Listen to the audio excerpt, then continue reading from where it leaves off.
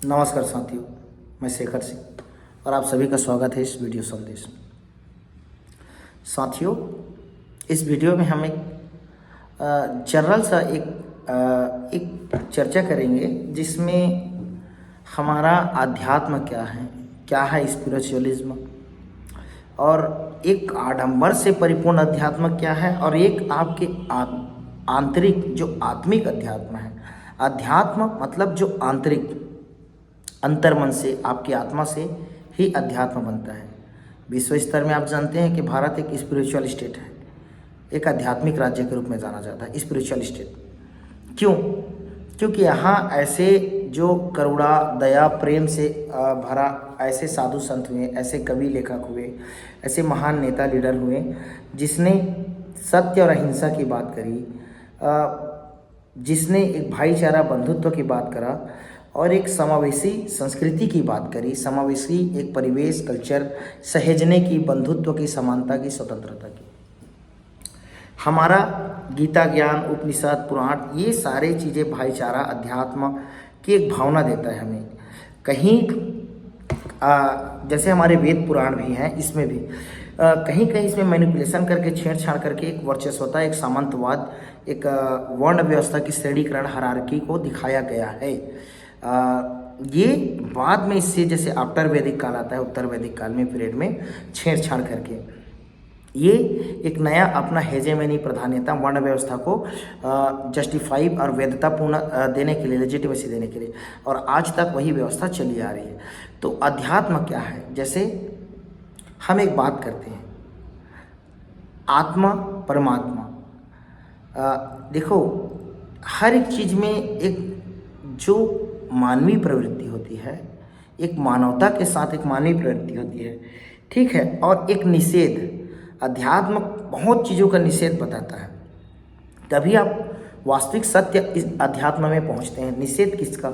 आचार का निषेध, व्यापार का निषेध, कारोबार का निषेध, आत्मा का निषेध, परमात्मा का निषेध। एक्चुअल में वास्तविक देखेंगे तो परमात्मा, एक एक्चुअल में जो परमात्मा है, जब आप वास्तविक स्पिरिचुअलिज्म को जानते हो तो आपके लिए जो जर्रे से लेकर, तिनके से लेकर एक विराट पहाड़ तक हर एक चीज़ एक समान, एक सामंजस्यपूर्ण और एक इसमें समावेशिता आपको दिखता है। आपका देखने का नज़रिया चेंज हो जाता है। आप ना तो बाहुबल से देखते हो किसी को, ना तानाशाही से, ना है तो अधिकारवाद से देखते हो, या एकाधिकार, मोनोपोली के नज़रिए से देखते हो। अध्यात्म की मुख्य परिभाषा यही है कि जब आप प्योर, वास्तविक में आध्यात्मिक हो जाते हो, आप स्पिरिचुअलिज्म को आप वास्तविक में, आपके अंतर्मन में जब आपका जो अनुशासन, डिसिप्लिन में हो जाता है अध्यात्म, तो वो हर एक जर्रे में, कोई धर्म संप्रदाय से वो परे हो जाता है, जात वर्ण व्यवस्था से परे हो जाता है। ऐसा नहीं कि हिंदू रिलीजन में ही अध्यात्म है, नहीं। मुस्लिम, सिख, यहूदी, क्रिश्चियन, जो भी धर्म है, जो भी जीरोइस्ट, जैन, बौद्ध, ये सारे धर्म हमको उनका कोर बेसिक फिलॉसफी अध्यात्म को सिखाता है। आपके अंतर्मन, आपके अंदर की कमी, आपके अंतरात्मा की जो बुराई, इसको निकाल कर बाहर फेंक कर एक नई व्यवस्था, आपकी आंतरिक व्यवस्था होती है, आपके अंतर्मन की सेटिस्फेक्शन होती है, संतुष्टि होती है, जो आज इस भौतिक विलासी दुनिया में आप देखते हैं। तो यहाँ दौड़ा भागी, उपभोक्तावाद, कंज्यूमरिज्म की जो पूरी पॉलिसी है, जो टेंडेंसी है, और जो हमारा आचार व्यवहार, जो परिस्थिति है, तो इनसे ये परे हो जाता है। जब आप वास्तविक अध्यात्म को जानते हो, आप उसका परिपालन करना प्रारंभ हो जाता है आपसे।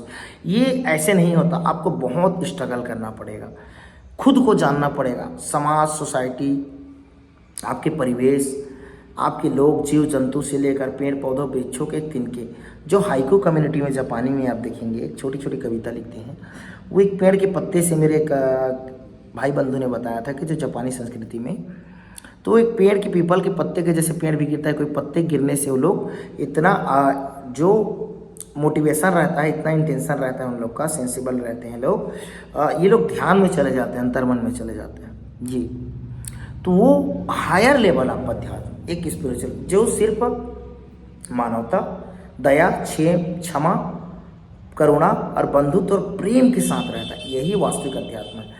जिसके हृदय में क्षमा, दया, प्रेम, करुणा और एक बंधुत्व की भाव आ गया, समस्त संसार के लिए, समस्त प्रकृति के लिए, समस्त परिवेश के लिए, समस्त जीवों के लिए, हर एक चीज़ के लिए, तो वास्तविक अध्यात्म की ओर वो पहुंच जाता है।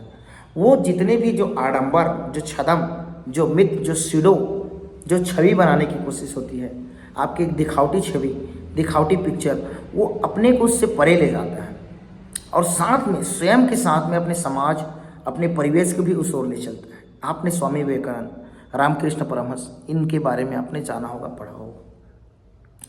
जो वास्तविक आध्यात्मिक है वो भौतिक दुनिया में भी रहकर वो एक आध्यात्मिक दुनिया, एक मानवता की दुनिया, एक वास्तविक धर्म की दुनिया में रहता है। उससे न जाने में भी वो किसी के लिए अनुचित या किसी के लिए वह गलत नहीं कर पाता। उसका आत्मा ही गवाही नहीं देता, उन चीज़ों में ही वो नहीं रहता। वास्तविक आध्यात्मिक जो व्यक्ति, वो व्यक्ति नहीं रहता, वो व्यक्ति से काफ़ी ऊपर, काफ़ी परे चला जाता है। तो आज हम देखेंगे लोग जा रहे हैं, कुंभ नहा रहे हैं, अपना वेशभूषा ऐसा धारण करते हैं, बड़े बड़े आर्टिस्ट, कलाकार, जो हाउस डिजाइनर, ये अपना जटा जूड़ा बांध के चले जा रहे हैं कुंभ मेले, अपने आप को बड़ा साध्वी, बड़ा ज्ञानी, विवेकी बता रहे हैं। ये सब आडंबर है, ये लोग आध्यात्मिक नहीं हैं। इनके मन में वो स्पिरिट नहीं है, वो कंपैशन नहीं है, समानुभूति। एक होता है सिंपैथी, जो सहानुभूति, एक होता है एम्पैथी, समानुभूति। वो सब में अपने आनंद की अनुभूति करता है। दूसरे का दुख उसके लिए दुख होता है, दूसरे का पीड़ा उसके स्वयं का पीड़ा होता है। वास्तविक आध्यात्मिक जो मानव है, जो समाज में, जो निरंतर वो अपने उत्थान में जाते जाते इस लेवल पे पहुंच जाता है कि वो उस लेवल से पीछे नीचे नहीं आ सकता। उसका वेशभूषा या पहनावा से कोई मतलब नहीं रहता।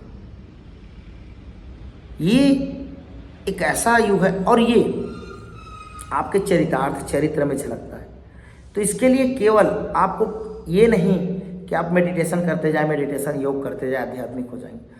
आपको ज्ञान विवेक से, तर्क विद्या से किताबें भी पढ़नी है, जानना है, समझना है, अपनी संस्कृति, कल्चर, अपने शरीर को भी निरंतर, मन को भी अंकुश लगा कर रखना है, एक महावत की तरह, जो जंगली हाथी को भी काबू में कर अंकुश से अपना काबू में लेकर वो चला जाता है, उससे अपने अनुरूप कार्य करा लेता है। तो ये मन से अपने अनुरूप, अपना उसका आत्मा श्रेष्ठता में होता है और वो मन से अपने अनुरूप कार्य कराता है। नहीं तो जितने भी व्यक्ति हैं, मन आत्मा को जीत कर वो पूरा समाज, सोसाइटी के जो आडंबर, दिखावा, छत विछत में एक सांप्रदायिक उन्मादी हिंसक की ओर जाते हैं और लोगों को अपने आप को ऐसा वेशभूषा धारण करते हैं, अपने आप को ऐसा भगवा रूप में रखेंगे और वो अपना हेजेमनी, सत्ता, शासन, प्रशासन में पावर चाहता है।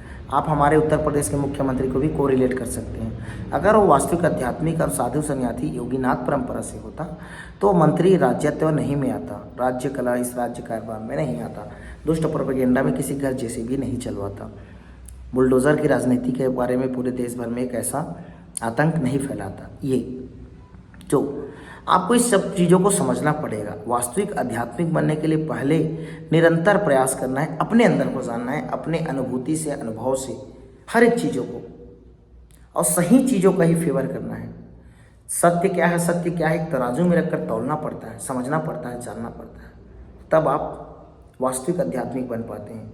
आपके कुंभ मेले नहा लेने से, कोई गंगा स्नान करने से, भगवान में पानी चढ़ा देने से, या कोई वैसा वेशभूषा धारण करके उपवास रख लेने से आप आध्यात्मिक नहीं बन जाते। ये कठोर परिश्रम, कठोर संघर्ष के बाद, सत्य को असत्य को जानने के बाद होता है। और ये इस कड़ी में आप जितना आगे आएंगे उतना ही आपको ना चाहते हुए समाज, सोसाइटी में आप अलग से चिर परिचित हो जाएंगे, अलग से आप दिखते हैं समाज में, सोसाइटी में, परिवेश, जो आपकी संस्कृति में। तो जब आप उस लेवल में पहुंच जाते हैं तो वहाँ सिर्फ मानव धर्म, मानवता को, सत्य धर्म को जान पाते हैं साथी। तो वही वास्तविक अध्यात्म। आज की मिथ्या, आडंबर, झूठा फरेब ऐसा नहीं। धर्म गुरु बने हैं, बाबा बने हैं, ये लोग आध्यात्मिक नहीं होते। तो इतना ही साथियों इस वीडियो संदेश में।